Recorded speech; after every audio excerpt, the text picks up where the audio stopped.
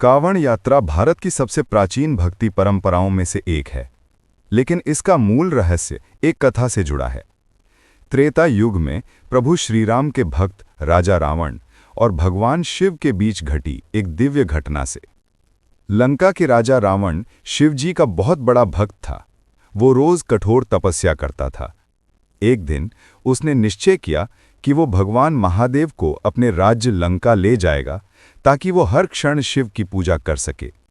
रावण ने कठिन तप किया। तप से प्रसन्न होकर शिवजी प्रकट हुए और बोले, रावण, वरदान मांगो। रावण बोला, प्रभु, मैं आपको अपने देश लंका ले जाना चाहता हूं। शिवजी मुस्कुराए और कहा, ठीक है रावण, लेकिन एक शर्त है।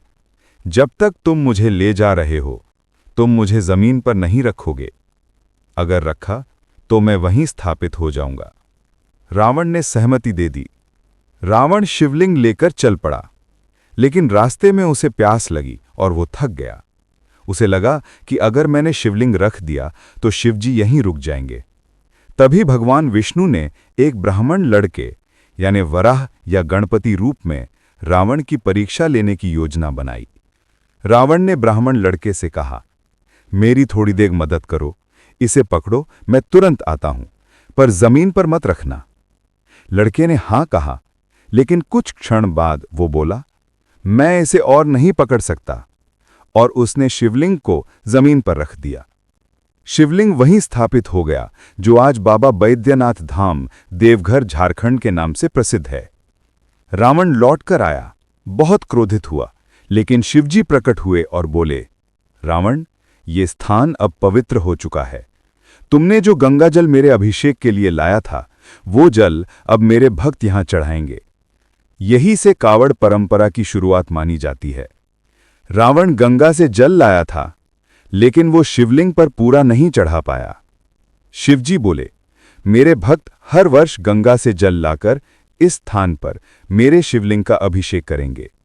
यही उनकी कठिन तपस्या, भक्ति और संकल्प होगा। इसलिए आज भी श्रद्धालु गंगा से जल लेकर कावड़ में रखकर बिना रखे हुए चलते हैं और शिवलिंग पर अभिषेक करते हैं। ये यात्रा रावण की अधूरी पूजा को पूर्ण करने का प्रतीक है, क्योंकि रावण को शिवजी ने कहा था, जब तक तुम मुझे उठाए हुए हो, मुझे जमीन पर मत रखना। इसलिए आज भी भक्त गंगा जल से भरी कांवड़ को जमीन पर नहीं रखते।